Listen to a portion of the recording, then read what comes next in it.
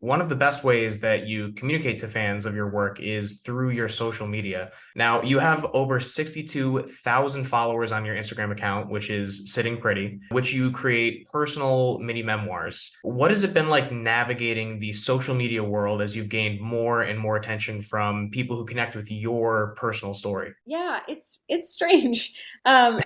It's been a ride. I mean, like I've had that account for almost I think like 8 years now. I think it's been about 8 years. And yes, it has that account has grown a lot in 8 years. And all social media and Instagram as a space has changed a lot in those years. Absolutely.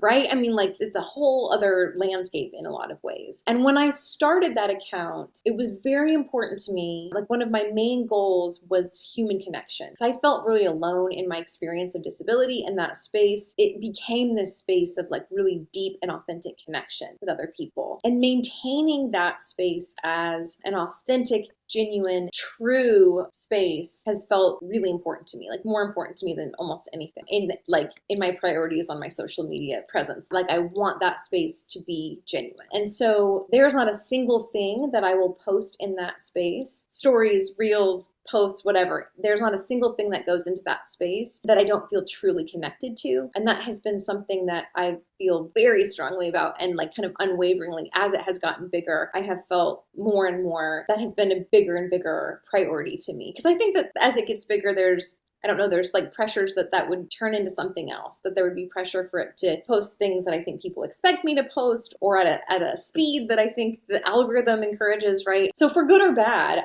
I don't know what that space would be like otherwise. It might be a lot bigger, it might be smaller, I don't know. For good or bad, I just like I cannot make myself play the game of the algorithm. Like I can't stomach it. So what that means is that there will be long stretches where I will not post anything at all. And I know that that's not how you're supposed to do it. It's just such a high priority to me that whatever would show up in that space, that I would feel connected to it, that it would feel meaningful and true and genuine and not just like a hot take of the moment. I mean, if it happens to be great, but otherwise it's more about that North Star of how can I bear witness to what is true and my actual experience in the world.